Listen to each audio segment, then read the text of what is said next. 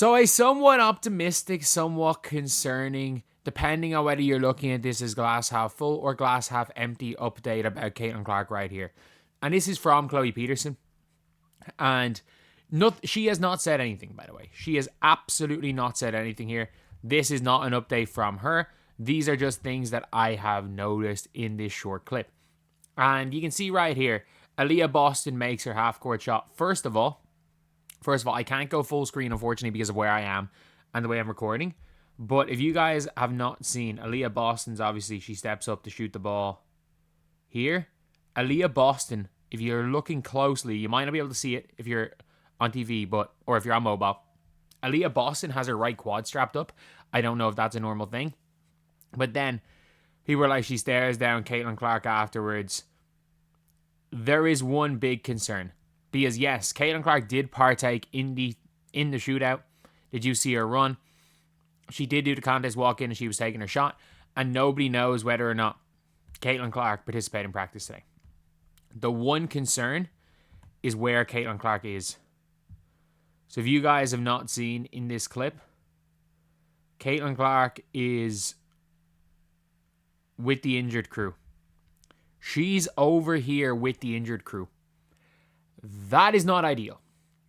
That is not ideal.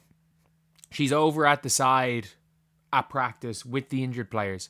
And maybe we're looking too far into this. And to be honest, like, this is something a lot of people are like, oh, why are we having all these conspiracies? Man, it turns out she had an ankle injury that we didn't know about.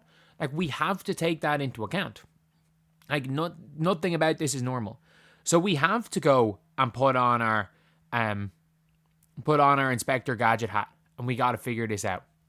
We got to become a detective. We got to try to become detectives and decipher anything, because whatever about not hearing from the team, the fact that they've lied about an injury means what the hell is going on? Like, and people are just like, oh yeah, the fans don't have a right to, hear about this stuff. Like, we don't need to hear all of Caitlin Clark's medical history. But like, we should know if Caitlin Clark rolls her ankle. If Caitlin Clark rolls her ankle, it should be known, because let's be honest, there are paying fans that are buying tickets to watch Caitlin Clark. So yes. If Caitlin Clark rolls her ankle, it shouldn't take 2 weeks for fans to find out. I think that's a pretty simple thing. I think it's a pretty simple thing. But yeah, all around it's just a weird situation. Everything about this is weird. And I just don't. CC and AB in competition mode. It's been a while since we saw CC twirling a ball in her fingers, the little things. So we got Caitlin hanging out with the injured brigade. That's Bab. She's dressed in the same warm-ups as everyone else. Not like different shirt. I don't think she has in a few. That's good. Fans want to see good play in the paint and start hitting free throws. Man, fans just want to see Caitlin Clark back on the damn floor. Let's be honest. Fans just want to see Caitlin back on the floor at this stage. Like, at least she's in good spirits. That's the only thing, is she's in good spirits. And I think if Caitlin Clark was done for the season officially, she wouldn't be in good spirits. But this is the last real practice the Fever have for the year. There's no ramp up. The only logic is that maybe if the Fever go 2-4 in their next 6 games, and one of those 2 are against the LA Sparks. So let's say they beat the Sparks and the Volks. They're probably in the playoffs. So they got those 3 games against the Sky, the Mystics, and the Lynx. They can be her ramp-up games. She can play 15 minutes in one. She can play 20 in the other. And she can play 25 in the other. If they don't need to win any of those 3. They might not win any of them.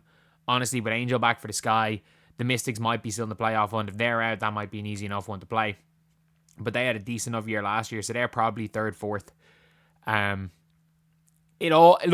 When it comes to the Mystics, their playoff spot is decided by whether or not the Sparks make the playoffs, or their seeding in the lottery is decided by whether or not the Sparks make the playoffs. But look, we can be honest as fans. I hate the draft system, by the way.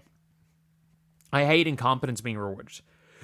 But with the draft system, we saw from the Dallas Mavericks, they literally, by not making the playoffs, they ended up in a position where they got the number 1 overall pick, even though they could have made the playoffs.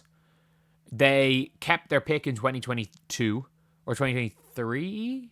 2023. They decided not to make the playoffs, kept their pick. They traded down from 10 to 12, got Derek Lively, which they would not have been able to get otherwise. Derek Lively is a big reason why they made the finals the next year. Look, I hate the way American sports are. Like, you can see right here. Leeds, I'm in my parents, so Leeds United membership club. Leeds United membership club. Like, we've had our ups and downs, and not only have we had our ups and downs, we've been up and we've been down. We're back in the Prem.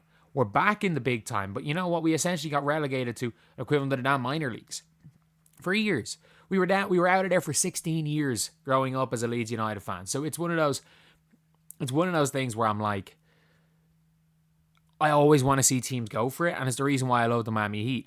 But if we're being objective, the Indiana Fever not making the playoffs is better because they are getting spanked by the Minnesota Lynx. We don't hold tiebreakers over anyone who's competing. Oh no, we hold tiebreaker over the Storm. We hold the tiebreaker over the Storm. It's just the Sparks we don't have the tiebreaker over. That's not too bad. But yeah, I just really want to see our fam on the Fever. I think teams are going to be dumb enough to let our fam fall to the Fever. I just want to see our fam on the Fever. Like, I would take our fam, AZ Fudd, or Flaw J. Johnson. If you're in the lottery, you have a 60% chance, and they're not going to go 1, 2, 3. Like, AZ Fudd would have went like 7 in this year's draft, and now she's a super senior. So there's no way AZ Fudd's going number 1. And if the Dallas Wings take AZ Fudd number 1, I will celebrate.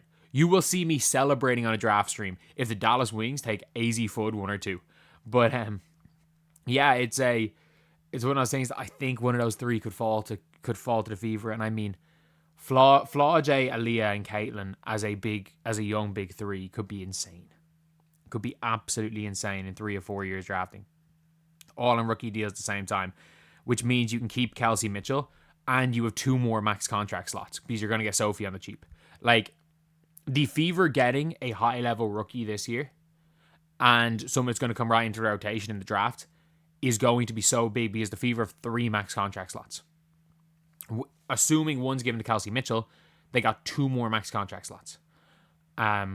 So a good rookie, and like if they scrape into the playoffs to go with the 8th pick in the draft and there's a big drop-off after 5, and I'm like, Gianna Neepkins, do we really want to take a super senior that would have been a second rounder last year?